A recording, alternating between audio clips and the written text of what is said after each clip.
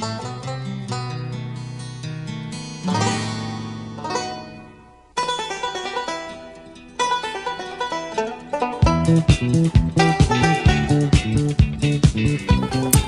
and welcome to another episode of the Cover Zero podcast, the show where I cover the least in the best way possible. I'm your host, Jason Wells. Today is Friday, January 31st. I got no games to talk about. This is the first Friday episode I wasn't even doing Friday episodes in the off season, but first Friday episode where I have no games to talk about. Obviously, no NFL games are happening. Not counting the flag, Pro Bowl, whatever the hell they do now, because that doesn't count. I am going to talk about the Pro Bowl, though, but this is mainly NFL Weekly Update, talking about all the coaching hirings and firings and front office hirings and all the little news and notes over the course of the last week. And then it's NFL awards season. This will be the Cover Zero Awards ballot. Going to give out our awards here. Going to be a different show, obviously. Normal Friday shows. I got something to preview, but this one, no.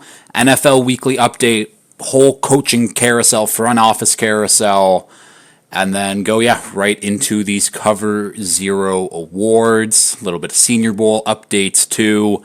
But I guess let's just get right into the NFL Weekly Update. Micah Hyde is retiring after 11 seasons in the NFL. Micah Hyde's definitely going to be a candidate for Hall of Very Good at some point. 11 seasons, 2-time All-Pro, 1-time Pro Bowler, was a key guy on those Bills defenses for...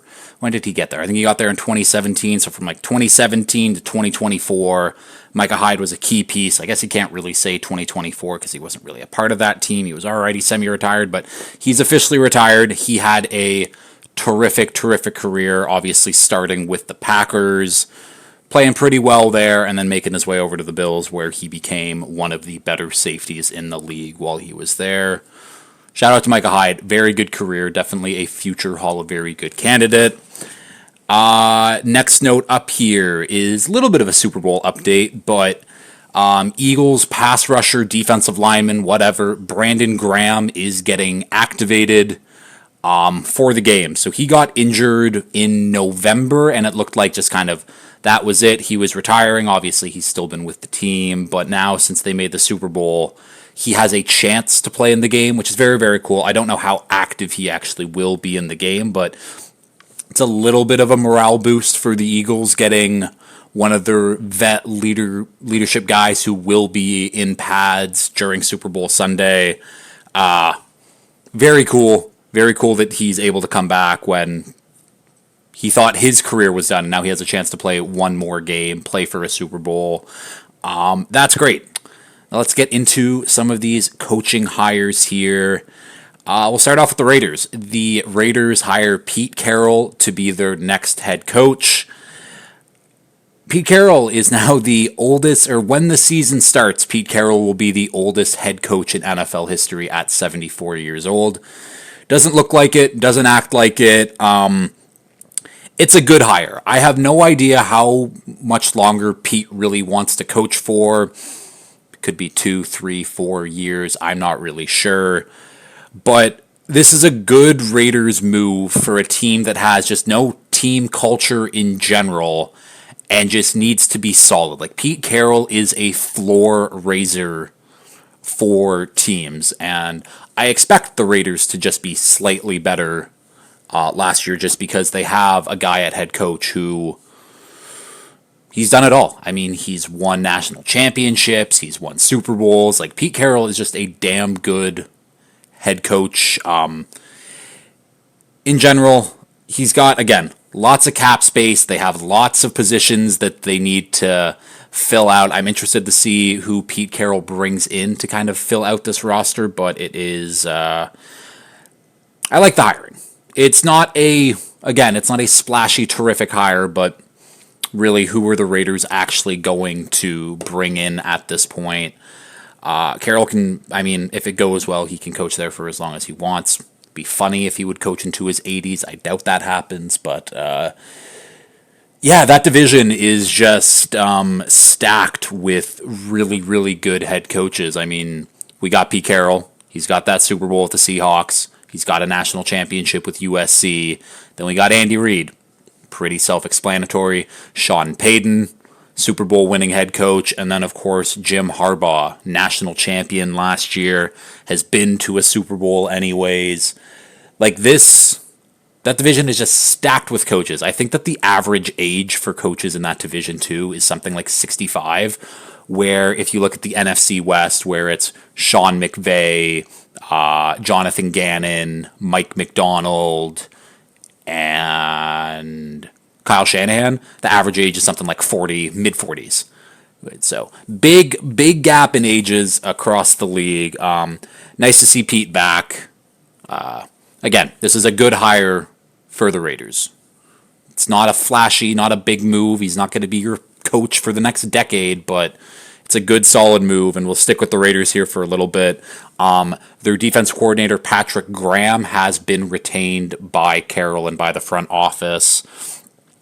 Patrick Graham's done a fairly good job with the Raiders over the last couple years. I mean, again, not really a ton to work with talent-wise outside of Max Crosby and I guess Christian Wilkins, even though he was hurt for most of the year. But he's got the voice of that locker room. I think it's good for Pete to like have a guy who has like a pulse on everyone in the room already, while Pete just kind of doesn't at this point. Oh, that's the other thing I didn't bring up about Pete Carroll, is he gets to go against Jim Harbaugh again for 2 times a year for, again, until he decides to retire.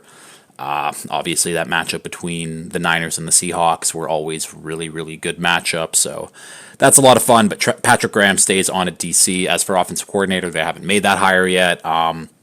They were looking at Miami's passing game coordinator, Darrell Bevell, who used to work with Pete in Seattle, was the offensive coordinator for many, many years before he moved on, did a bunch of different things, but that seems to be the hot name that's linked to them is Darrell Bevell. We'll see. Next job up here, the Jaguars hire Liam Cohen to be their head coach, and if you listen to last Friday's episode, it seemed like it was a done deal. The Jags fucked up, Cohen went back to Tampa, and then all of a sudden, the Jags fire Trent Baalke, and they get on the phone immediately with Cohen to be like, hey, what can we give you to bring you back here? And Cohen essentially got everything that he asked for, which, yeah, I don't blame him for taking this job when you look at the offensive pieces. Again, if he did a good job with Geno Smith and Baker Mayfield, like Dave Canales was also there, obviously, but like, hey, maybe he can get the best out of Trevor. They got a guy like Brian Thomas Jr. They've got options, anyways. But yeah, a lot of Tampa fans are being like, "Oh, he's a snake. How could he?" The Jags gave him everything he wanted, and you and everyone should, I don't know. Your employer doesn't care about you. Like, bottom line, at the end of the day, they don't. It could have been a situation, oh, next year Liam Cohen turns down this job, goes back to Tampa, and then Tampa shits the bed next year. I don't know if or what. Again, hypotheticals where, again, like a guy we're going to talk about, Bobby Slowick, who turned down some head coaching opportunities to go back to the Texans, and now he's gone. And we'll talk about that in a bit, but you got to take the opportunities that are in front of you, and that's exactly what Liam Cohen did.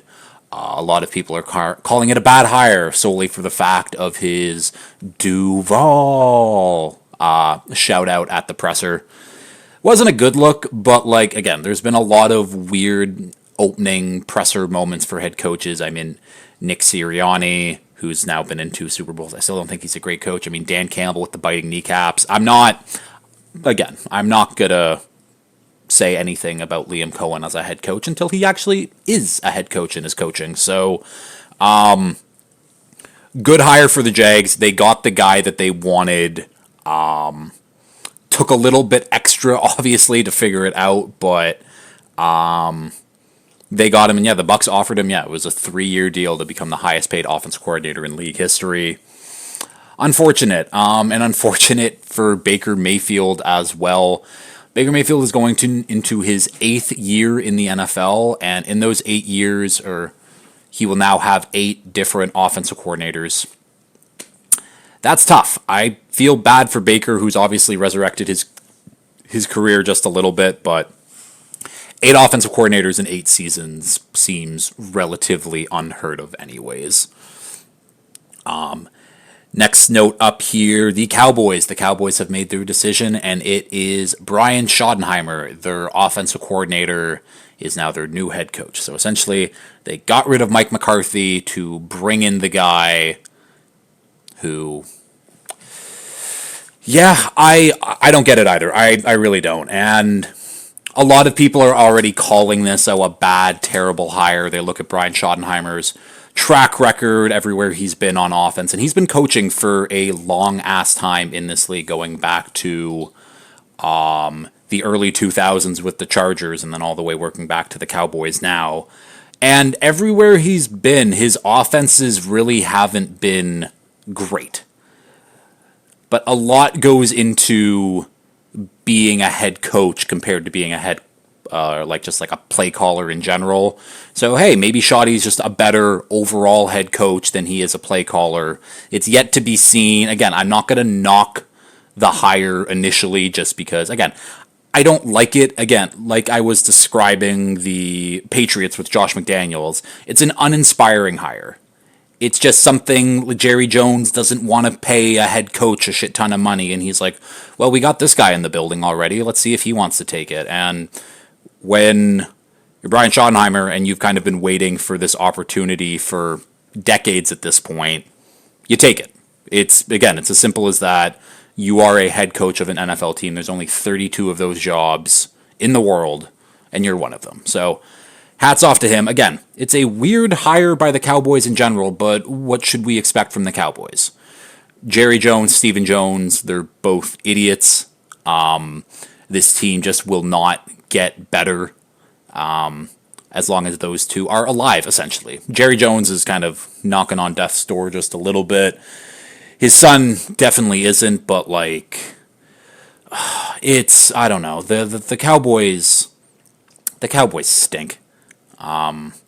It is what it is, and it's only getting worse as the two of those guys get older as well. Jerry Jones was talking about glory holes or something in his presser. Stephen Jones was saying, oh, the team isn't in a... Or it was like fans were saying that we're in a drought and with championships and Super Bowls, and he put drought in quotation marks. It's like, yeah, man, you haven't made a NFC championship game this century. Of course you're in a drought when you look at the rest of the success of the Cowboys. They're dumb. They're just really dumb people. They make bad football decisions. Is what it is for the rest of the Cowboys staff anyways. Matt Eberflus, the old Bears defensive coordinator, he is, or ex-Bears head coach, he's their new defense coordinator. Eberflus was there with Jason Garrett. He was the linebackers coach in the early 10s. So he goes back to Dallas. Again, I like the hire. Eberflus wasn't a great head coach, but at least he can help Schottenheimer with some of the head coaching aspects and has someone to lean on as a head coach, which I think is a good thing, and it's something that Ben Johnson and Aaron Glenn did as well when we'll talk about their hirings and who they've brought in on their staff. But Eberflus, it's fine. He's got guys to work with. And other than that, they bring in Nick Sorensen to be their special teams coordinator. Sorensen was the Niners defensive coordinator last year. Special teams coaches doesn't really matter. It's not. I mean, it does matter, obviously. It's a third of the game. It's not. But Sorensen, special teams coordinator. Next note up here. I mentioned it a little while ago, but Bobby Slowick has been fired by the Texans after his second season. Slowick at this point last year, it looked like a hot name in the head coaching cycle, and he withdrew. He's like, no, I'm going to stick it out, blah, blah, blah. And again, 1 year later, he's gone. This is why you got to take your opportunities when you're there. Obviously, Slowick didn't expect him to get fired at the end of this year, but It wasn't a great offense. And even when everyone was healthy at the start of the year for the Texans, it still didn't really look like a functional, cohesive offense, and it never really did throughout the entire year. And obviously the offensive line stunk, and you can only do so much about that, but yeah, I'm interested to see where Slowick goes, whether it be back to the Niners. Maybe he tries to go to like a different coaching tree, learn a little bit more. Maybe he ends up in Miami if Darrell Bevel gets hired away. I don't know. But all of that to say is take your opportunities when they're there, because you never know when the team might be kicking you out. Sucks for Slowick, but is what it is. We'll move on to the Bears and their hires on their coaching staff. Ben Johnson brings in Dennis Allen to be his defensive coordinator. Like I was talking with Eberflus, Dennis Allen, obviously a shit head coach, but pretty damn good defensive coordinator, and someone who has been around successful defenses and successful head coaches on top of being a head coach himself, where again, Ben Johnson just has someone to lean on for the head coaching aspects that don't involve game planning, essentially, which is, I think, nice to have. And again, Dennis Allen, no fear of getting hired anytime soon as someone's defensive coordinator. So if you can find your Spags, who's just not going to leave ever because everyone knows that he's just not a good head coach, yeah, like you might as well just keep that guy. So I think Dennis Allen is a good hire. He's got lots to work with on that Bears defense as well. Then they bring in Declan Doyle to be their offensive coordinator. If you don't know who Declan Doyle is, I don't know why you would. He was the Broncos tight ends coach, and he's 28 years old. For reference, I'm 27. Do I think that I could be running an entire offense in the NFL? Maybe. Not a chance. Not a chance.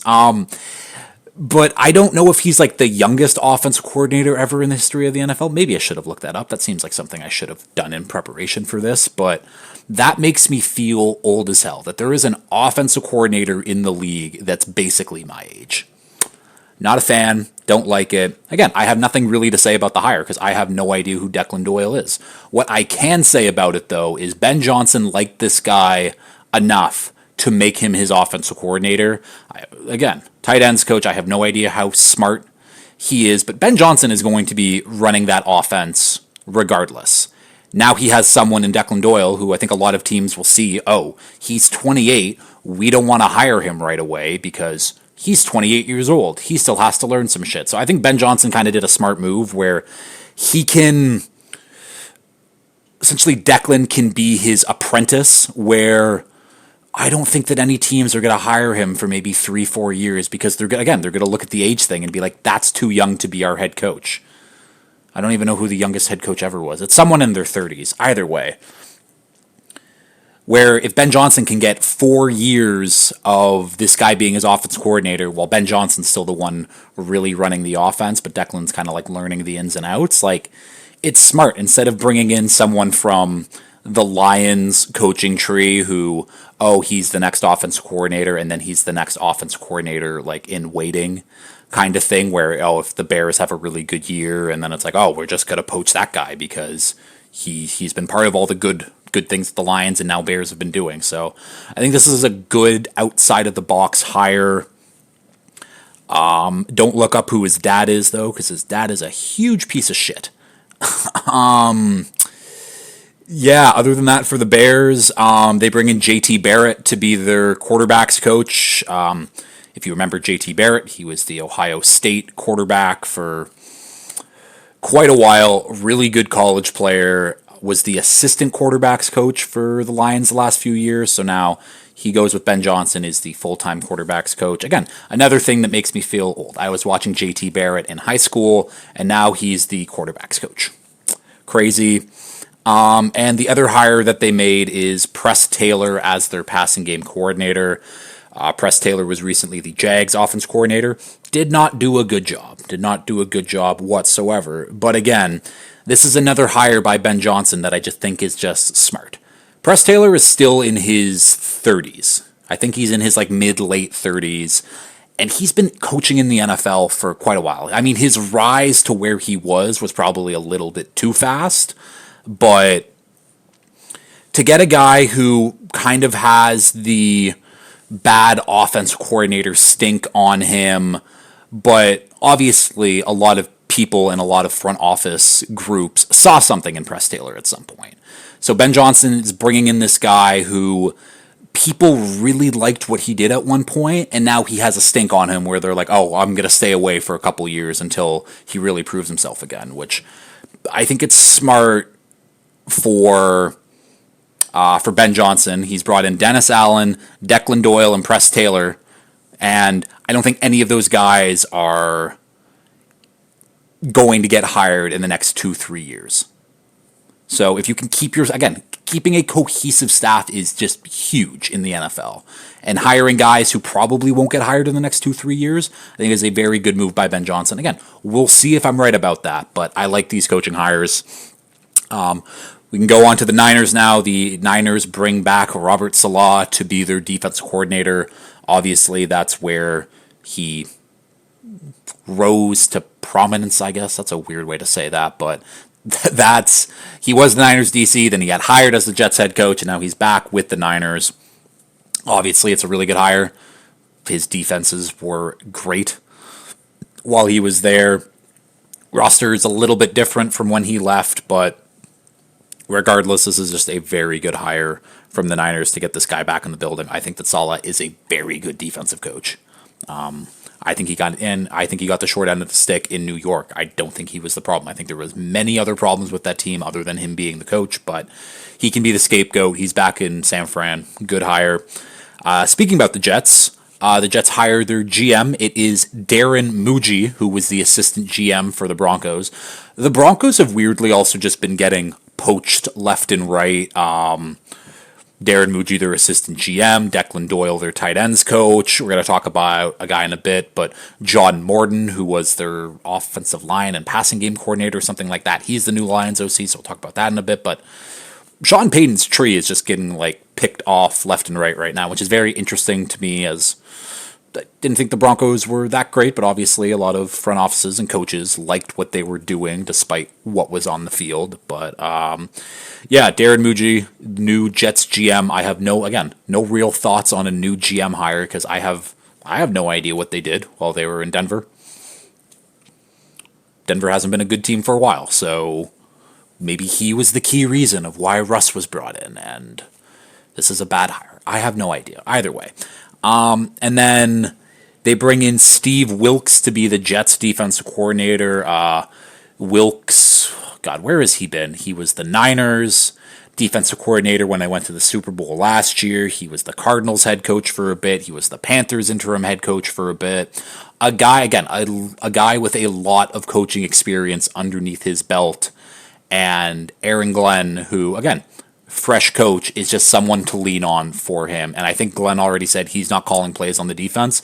So getting a guy who has called plays on the defense for years and years and years, and Aaron Glenn will obviously chime in and give his opinion. But this is why I think that Aaron Glenn, not a defensive coach. He is a culture builder. He is a team builder.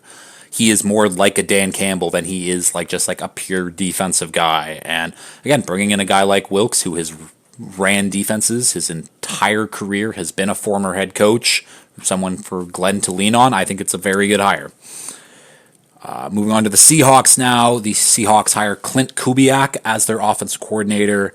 Kubiak was the Saints offensive coordinator last year, and through those first 2 weeks, damn, was it looking good, and then injuries absolutely killed them.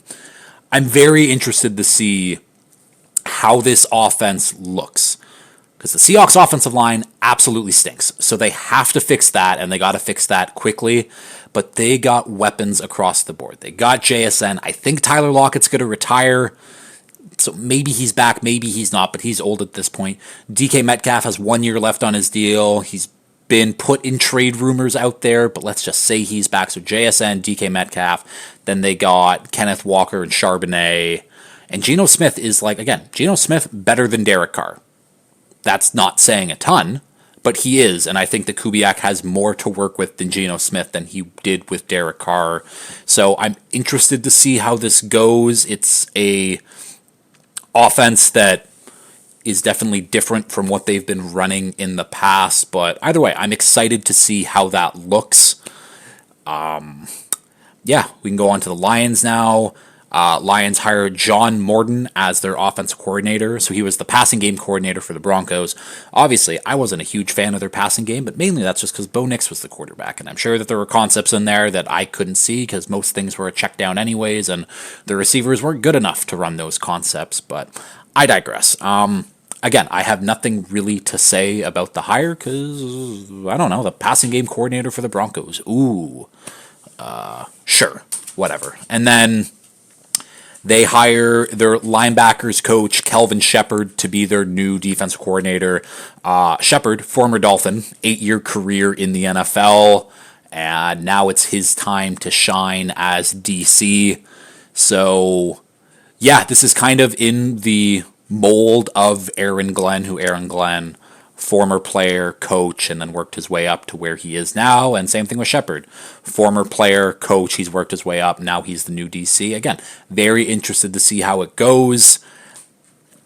I have no idea what to expect from these guys who are just being put in these positions for the first time in their careers, but I wish them the best, I guess. With the Patriots, these are lesser hirings, but they're notable names, so I brought them up. They bring in Thomas Brown to be the tight end coach and passing game coordinator. Thomas Brown was the quarterbacks coach. Was he quarterbacks coach? I think he was quarterbacks coach. Quarterbacks coach, interim offensive coordinator, and interim head coach for the Bears last year. He was with the Panthers before that as the running backs coach, and I say that he wasn't their QB's coach. He was the running backs coach for Chicago, but he gets brought in, again, a guy with a lot of experience in the NFL and in different roles, brought onto the staff. Solid hire. Again, tight end coach, passing game coordinator. I'm not expecting a ton of flashy things or flashy analysis on something like that. So, and they also hired Doug Marrone to an unspecific role with the team. Doug Marrone, former Jags head coach, former Bills head coach. He's been an offensive line guy. I think most recently he was with Boston College and Bill O'Brien, where he was their offensive line coach. So I'm assuming he'll have something to do with the offensive line. But I like Doug Marrone for the sole reason that when he's gone on Pardon My Take, when he was Blake Bortles' head coach, he just seems like a good, chill guy where, again, good to have good vibes like that in the locker room. And obviously, again, he's been around football for decades and decades where he can bring in something to Mike Vrabel. Mike Vrabel's already been a head coach, but if he needs someone to lean on, Doug Marrone is there to give him any advice and anything that he could possibly need. And we move on to the lesser hires anyways. Craig Ackerman gets hired as the Dolphins special teams coordinator. A lot of Dolphins fans are pissed about this hire and looking at his special teams grades and performances, and it's like, oh, he's always been bad. Why are we hiring this? Shut up. It's a special teams coordinator hire. It's not the end of the world. I've seen people calling for Chris Greer's job again over a special teams coordinator hire. It's not that serious. Like, please go outside. Do anything else than being on Twitter and being obsessed with the special teams coordinator hire for the Dolphins. Me personally, I have no thoughts on this. Again, special teams I shouldn't have to think about special teams as a football fan because everything should just be run smoothly. When things go off the rails and I see missed assignments on punts and kick returns and missed field goals and whatever, you can't even blame missed field goals. It's on the kicker if they miss. But I should not, as a football fan, I should not have to think about how the special teams coordinator is fucking up the game plan because it should be irrelevant to what's going on the field. That's my 2 cents anyways. I don't care about this hire. Shout out to Craig for getting the job, I guess. But again, I do not care. Last coaching note up here. I think that's the last coaching note. last official coaching note, anyways, is the Ravens hire Chuck Pagano to be their senior secondary coach.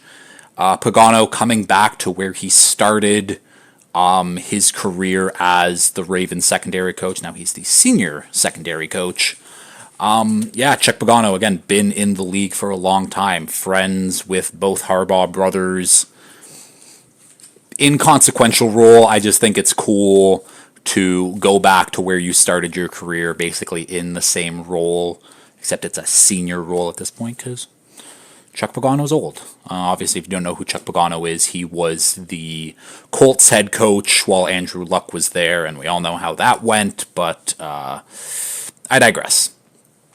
I guess final coaching thing here is the only available job now is the Saints head coaching job, and doesn't look like anyone wants this job. Joe Brady withdrew himself from the running. Mike McCarthy just withdrew himself from the coaching cycle in general to be like, I'm going to focus on 2026. That's more or less a lie. I don't think that, again, I think that Mike McCarthy overvalued how wanted he would be, which a lot of people in the media were hyping up Mike McCarthy, and Mike McCarthy is just, he's so fine. Pause, not what I meant, but he's very okay. Where I talked about Pete Carroll as the ultimate floor raiser, rah-rah guy, like, that's kind of what Mike McCarthy is to an extent, but, like, it's not the same. It's like Pete Carroll can get the guys playing, get them playing hard. Mike McCarthy's down, like, here. It's just, again, I don't think that Mike McCarthy got any interest from any of these jobs, and he was like, well, shit, that just might be it for his career. And I think that probably is. Again, I don't know why you would hire Mike McCarthy in the year 2026, but either way, we're talking about the Saints job.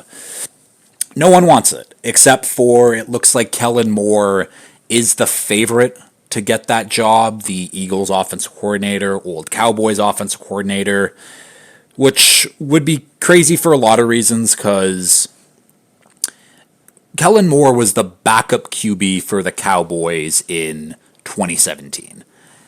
And from 2017 to 2025, if you become a head coach, that's crazy to me. That you were like, oh, I'm an NFL backup quarterback, to I'm a head coach of an NFL team in the 8-year span. That's absolutely nuts to me. I mean, if Kellen Moore does do it, like, again, shout out to him. That's great. What's even crazier, though, is in 2012, Kellen Moore was the QB at Boise State, who played against Derek Carr's Fresno State, and Kellen Moore kicked the shit out of them. Kellen Moore actually played against Derek Carr in college, and now there's a chance that Kellen Moore might be his head coach next year. Doesn't really get crazier than that. I think that's it for the Saints. Couple other news and notes here. This one was a late-breaking one, but Justin Tucker has been accused of sexual misconduct by 6 massage therapists. It's been reported that he's been banned from multiple massage parlors for essentially being a weirdo creep like Deshaun Watson. Not great. And there have been tweets coming up from like 2020 and 2021 of people bringing this up, but it not getting any spotlight because, again, it's just random Twitter accounts and random tweets. But looks like they are right. Tucker was going through a divorce this year. Maybe this stems to part of the reason why he's getting a divorce. I don't know. That's just speculation at this point. But the AFC North is just, an absolute crazy division when you talk about off-field incidents. Like, just off the top of my head, we can go to the Ravens. Ray Lewis allegedly murdered someone. Ray Rice, the elevator incident, obviously awful. We can go on the Bengals. Vontaze Burfict. I don't think he did anything crazy really off the field, but that guy gave everyone CTE on the field. Pac-Man Jones. I think my dad always said he lit someone on fire, but I never really looked into that one. Obviously, the Browns, you got Deshaun Watson there, now Justin Tucker. Big Ben, how could I forget about Big Ben? Antonio Brown, also another nut job. Like, so many nut jobs in that division in this century. Where I don't think you could really go to any other division and be able to pull out like 10 guys who are just bad people. But is what it is. Interesting to see what happens with Justin Tucker going forward. To me, like, he's done in the NFL. He already had a bad year in general, and now this is coming out. Like, I don't know why you would want Justin Tucker on your team going forward. But again, someone gave Deshaun Watson the most guaranteed money in the NFL ever, fully guaranteed contract. So some owner will be like, oh, Justin Tucker's still probably pretty good, even though he's a rapist. But whatever.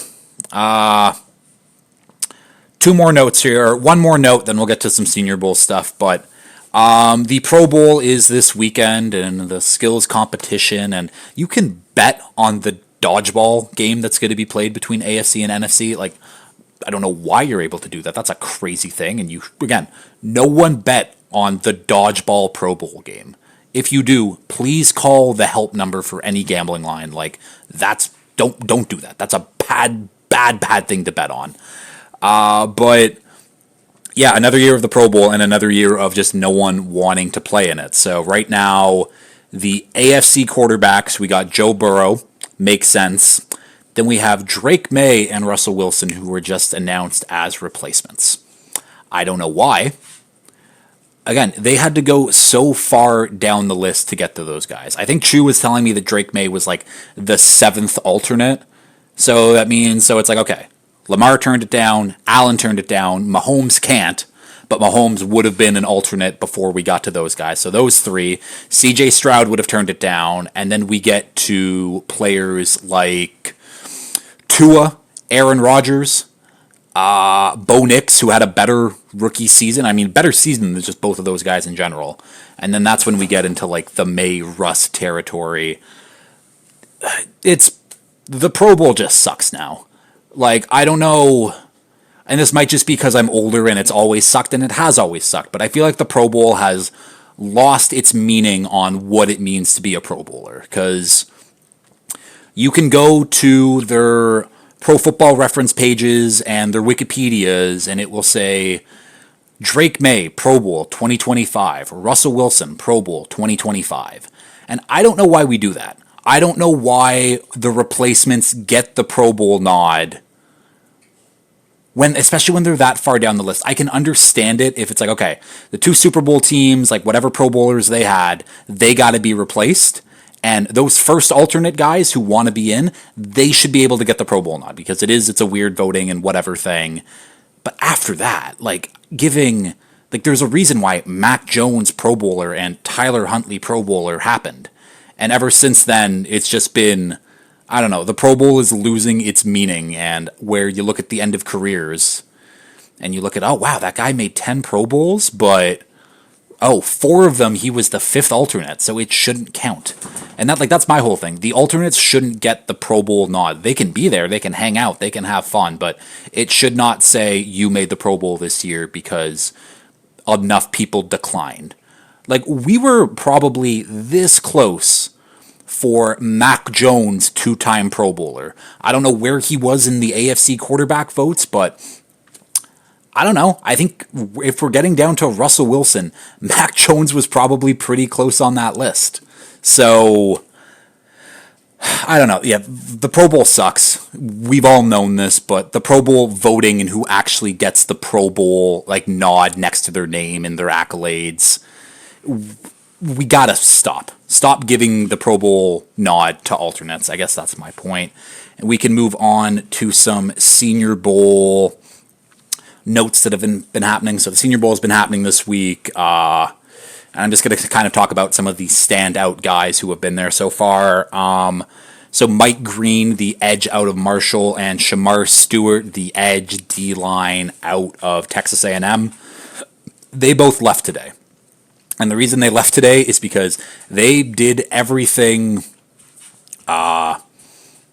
Basically, they were so good and so dominant in their one-on-ones and in their practice reps and whatever, where their agents were like, you've done exactly what you wanted to do. You can go home now. And for Mike Green, who's there was issue with like, oh, his level of competition and can he go up against some of the top end tackle prospects? There was a clip that came out of yesterday where Josh Connerly, who I think was my number 10 or number 11 prospect off Wednesday's show, Mike Green just straight up ran over, put his ass on the ground on a one-on-one.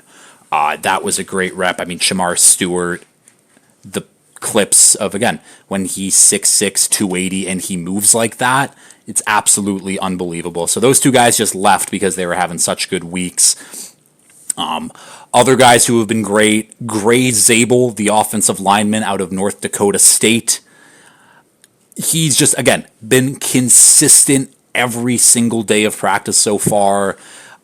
He's played all across the offensive line. His best position is at guard, where he has looked the best too, but doesn't matter who they put in front of him, he's been shutting them down. So Gray Zabel is a guy who is getting some late round 1 hype, but he will definitely be an early day 2 pick, in my estimation. Elijah Arroyo, potential tight end 3. He's 6'4", 251, and he can move. This wasn't at the Senior Bowl, but while he was at Miami, he would have been the 9th fastest ball carrier in the NFL this past season. He hit 21 point something miles per hour, which is, again, very, very fast when you're 6'4", 251. So I'm very excited to see what he does at the combine, but just, this is a really good tight end class. There are so many guys, and Arroyo is looking like he's going to be tight end number 3, with obviously Tyler Warren and then Colson Loveland being tight end 1 and 2 respectively. But Arroyo, another name to look out for there. Then we got Tez Johnson, the wide receiver out of Oregon. Again, he has just been cooking every DB that he goes against in drills, whether it be 1-on-1s or 7-on-7s. He has just been open all the time. The problem with Tez Johnson is he is 5'9", 156. You don't see a lot of guys who play in the NFL at that size. I've seen a comp to Tank Dell, and that is probably his best comp, but even then, Tank Dell is a little bit taller and a little bit heavier. 5'9", 156 is just so damn small, and he better run a 4.3 at the combine, but he's constantly getting open, and that is something that NFL teams will take notice of regardless of his size.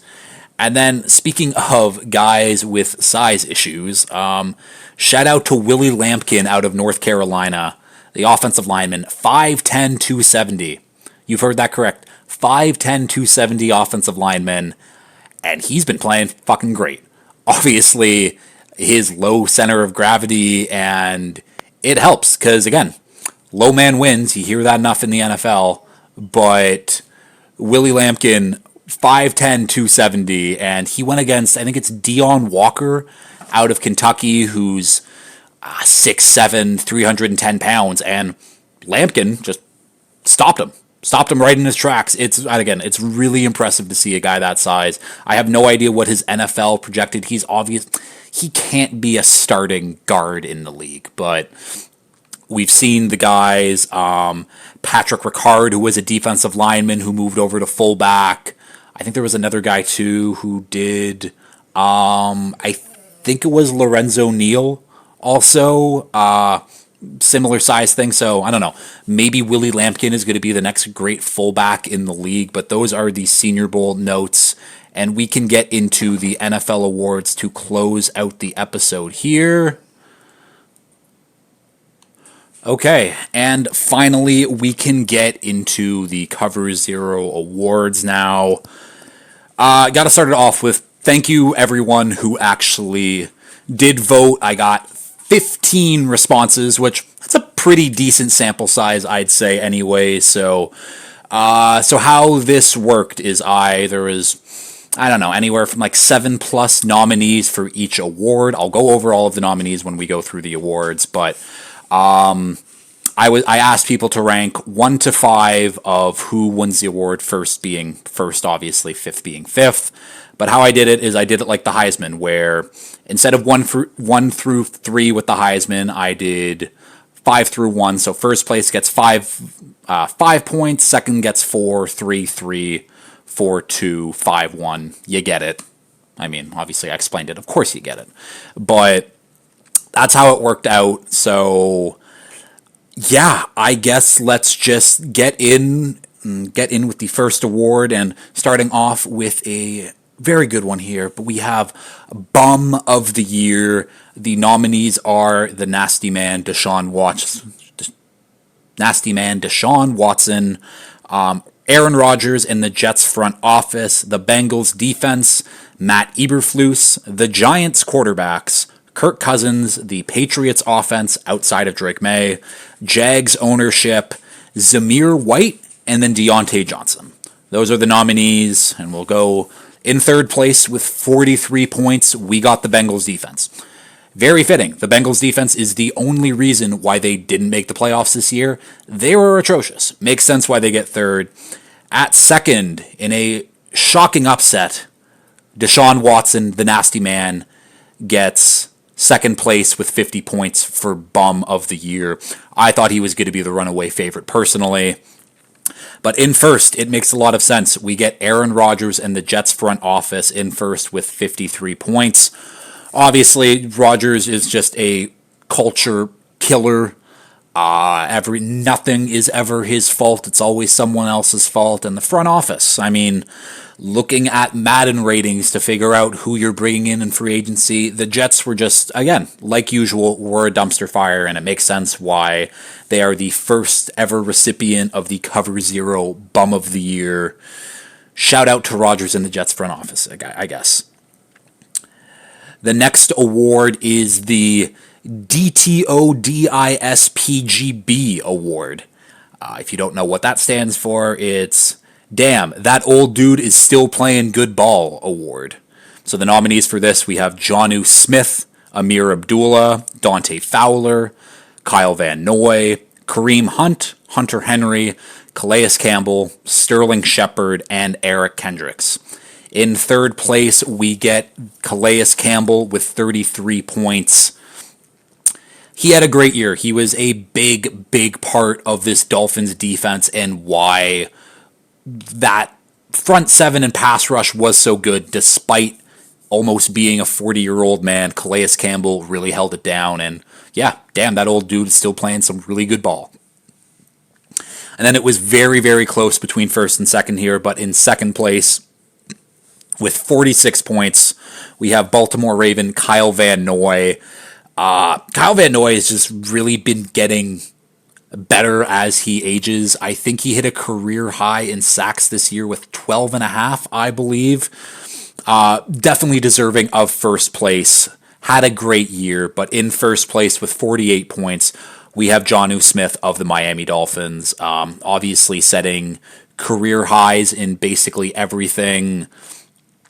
Was really like the Dolphins' offensive leader for much of the year, especially on offense.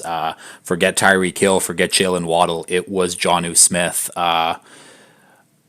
Again, someone who's kind of been cast off. He looked like, oh, he could be a player when he was with the Titans, and you showed that athleticism, and then he goes to the Patriots, and they just don't know how to use him, and then he bounces around, he goes to the Falcons, and it's like, okay, there's still something there. And then he just has, again, a career year with the Dolphins. So shout out to Jonnu Smith. Damn, that old dude is still playing some good ball. The first recipient of the award. Next award up here, we have the Best Unit Pause award. The nominees are the Bengals offensive line, the Steelers front seven, the Lions offensive line, the Bills offensive line, the Bengals weapons, and the Lions weapons. In third place, we actually had a tie. A tie with the Lions offensive line and the Bengals weapons, both with 42 points.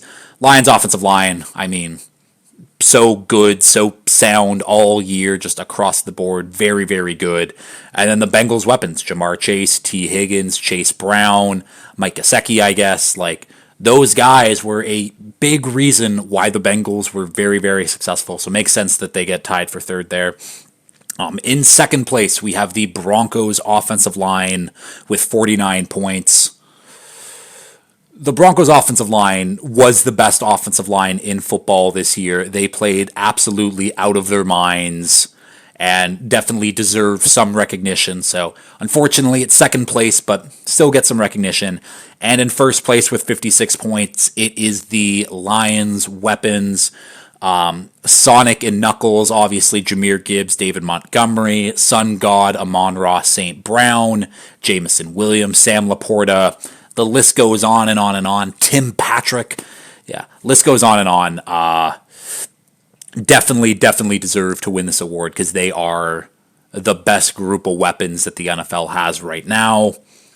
Next award up here, we have the best coordinator nominations, and the nominees are Brian Flores, Ben Johnson, Aaron Glenn, Vic Fangio, Jeff Hafley, Joe Brady, Liam Cohen, Jesse Minter, and Darren Rizzi with an asterisk there because he was technically their interim, but he was mainly their special teams coordinator. But in third place, we have Bills offense coordinator Joe Brady with 35 points. Obviously, people were really down on the Bills offense going into the year and all. They don't have the guys, but luckily for them, they had Josh Allen. They had this good offensive line. They had James Cook, and their offense was humming for basically the entire season. So Joe Brady gets third. In second, we get Brian Flores with 48 points. Again, that Vikings defense was great, and it was going into the year, I didn't have a lot of faith in them, and this ragtag group of players, some of them ended up having career years. We're talking about Blake Cashman, Andrew Van Ginkel, Byron Murphy. Really good job by Brian Flores there. And in first, with 59 points, it is Ben Johnson. The guy who's been a top head coaching candidate for multiple years now is the best coordinator in the league. I mean, his offense was the best in the league. Makes sense that Ben Johnson gets first place here. For comeback player of the year, injury only. We're not doing this Sam Darnold, Joe Flacco bullshit because that's not what the award's supposed to be. I got breakout player for that, don't you worry. But comeback player of the year, the nominees are J.K. Dobbins, Mekhi Becton, Tim Patrick, Cam Hayward, Joe Burrow, and Cam Akers. We had a three-way tie for first in this one. So, three-way tie for first, all going between J.K. Dobbins, Joe Burrow, and Tim Patrick. Shout out to those three guys. I mean, more specifically, shout out to J.K. Dobbins and Tim Patrick for actually coming back from injuries, where Joe Burrow had a hand injury and he couldn't pick up a water bottle properly, and that was the we're scared about Joe Burrow injury.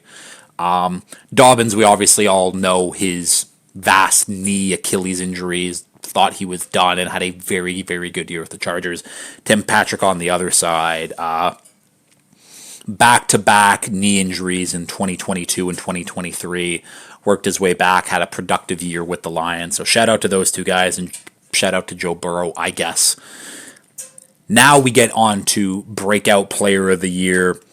Nominees are Sam Darnold, Nick Bonito, Jackson Smith-Njigba, Chuba Hubbard, Zach Bond, Nakobe Dean, Andrew Van Ginkel, Chase Brown, Christian Gonzalez, and Luke Gadecki. In third place with 31 points, we have Jackson Smith-Njigba, the wide receiver one now out of Seattle. Yeah, he just had a terrific year. I don't think I was expecting him to have that big of a rise, especially with DK Metcalf there, but it is very clear that JSN is now the number one guy in that offense. In second place, Chase Brown with 33 points. I was a little bit shocked by this when looking at the results. But no, Chase Brown had a very good year, and I think I got to switch this for next year where second-year players shouldn't be eligible for the award because most of the time rookies don't play a ton, and you're not really a breakout if you didn't really play before. Either way, I digress. Shout out to Chase Brown. He did have a very good year. Very good fantasy season anyways. Productive season with the Bengals, but either way, very good season. Second place for Chase Brown. And in first place, to no one's surprise, it is Sam Darnold with 56 points. 14 win season. I mean, he was in the MVP conversation.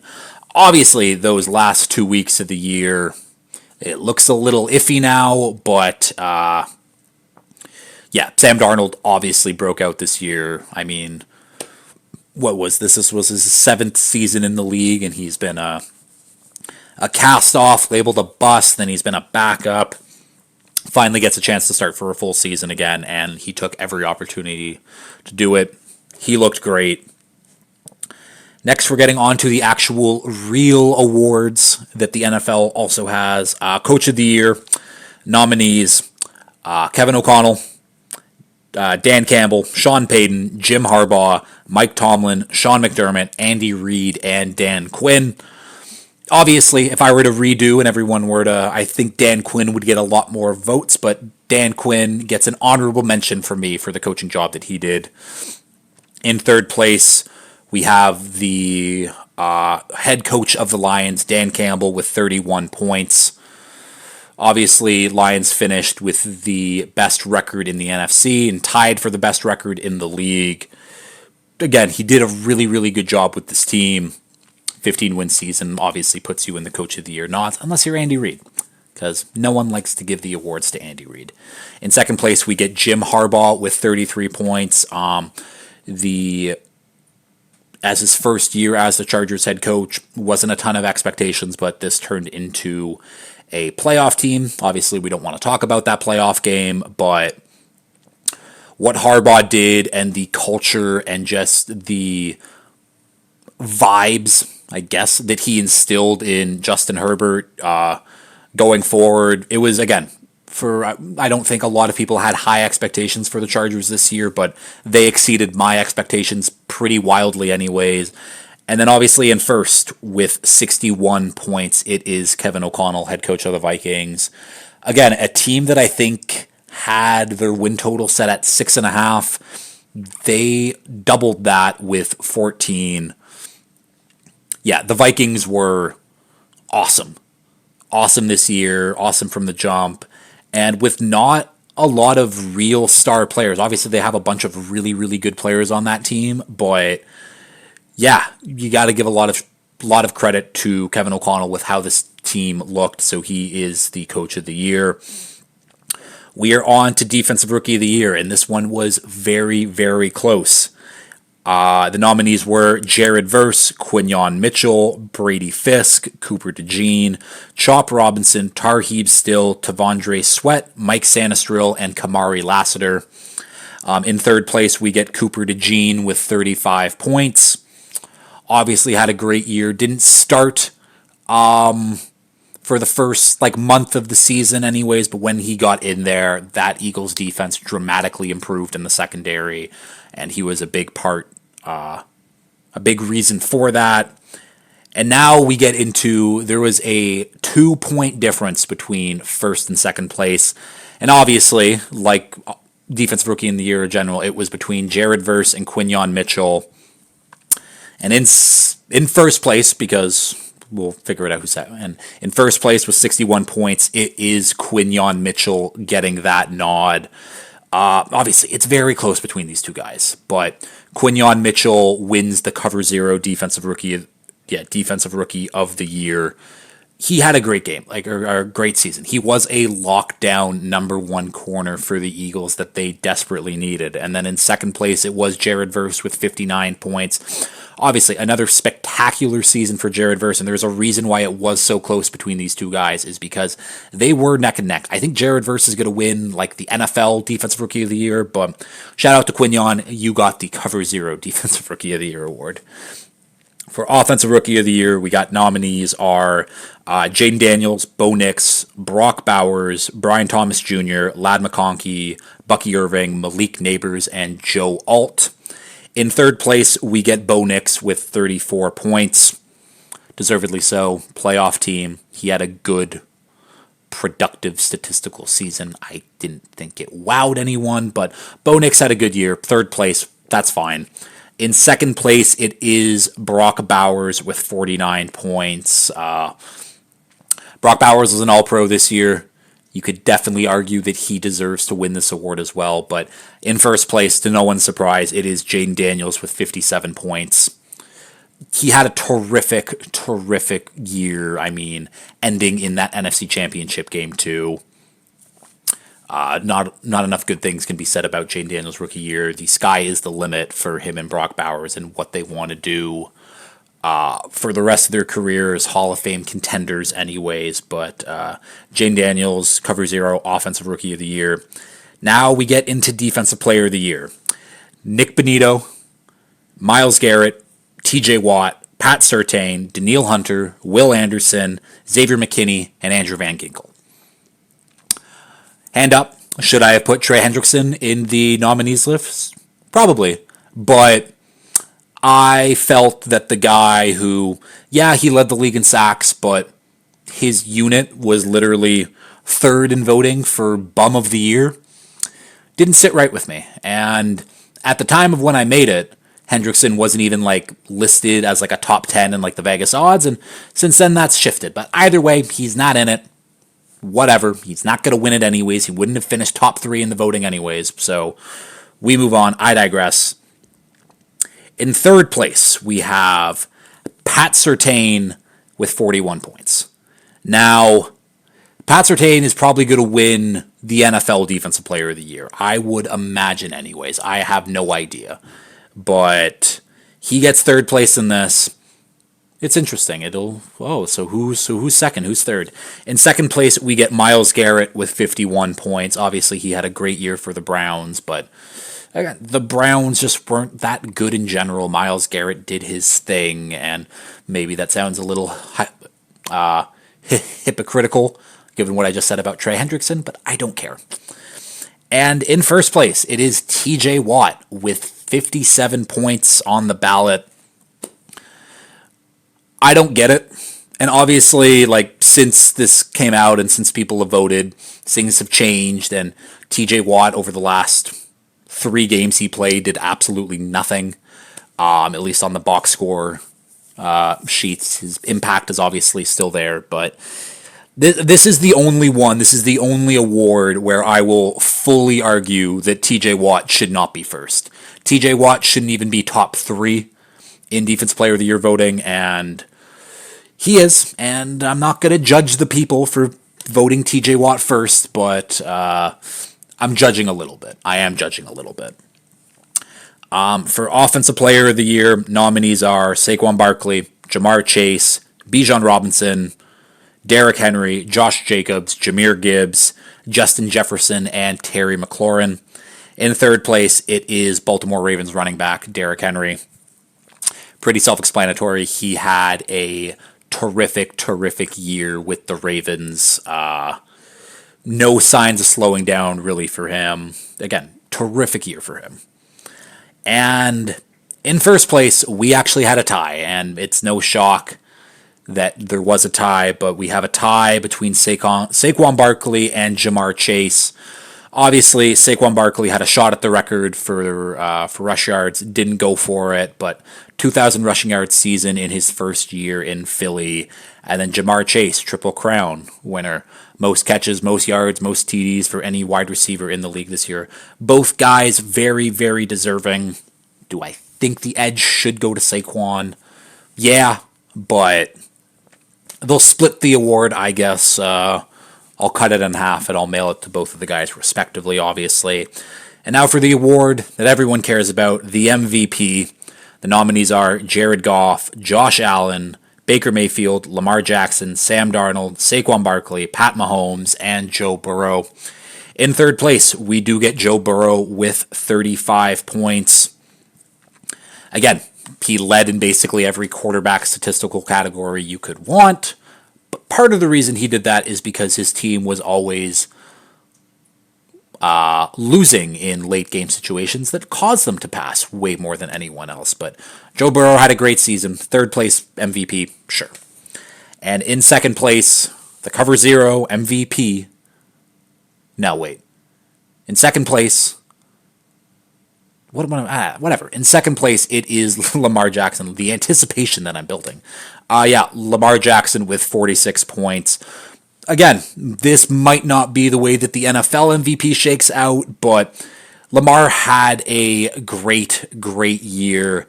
And I think that there might be some voter fatigue from him just because he did win it last year.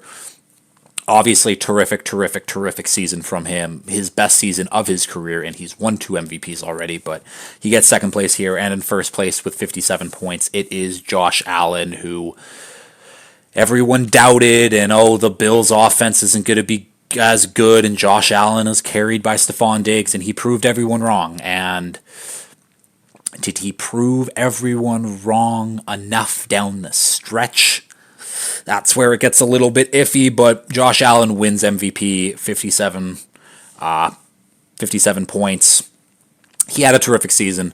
I'm very interested to see who does win that award, but those are the Cover Zero awards. Those are the winners. Shout out to all those people. Shout out to you guys. Shout out to everyone who did vote on the awards. I had fun doing this. Definitely going to do it next year as well. But that does it for the episode. Again, another hour-ish episode.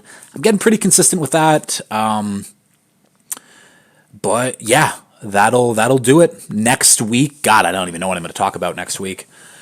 Because Friday's show will be the Super Bowl preview and some prop bets that we can talk about. Monday's show, I think I talked about maybe doing a mock draft. I don't know if I want to do that, but either way, lots to cover. Next week, it is Super Bowl week. Get excited. I know I am. But as always, if you've liked this, please like, share, retweet, subscribe, tell all your friends, all that fun stuff. And until next time, peace.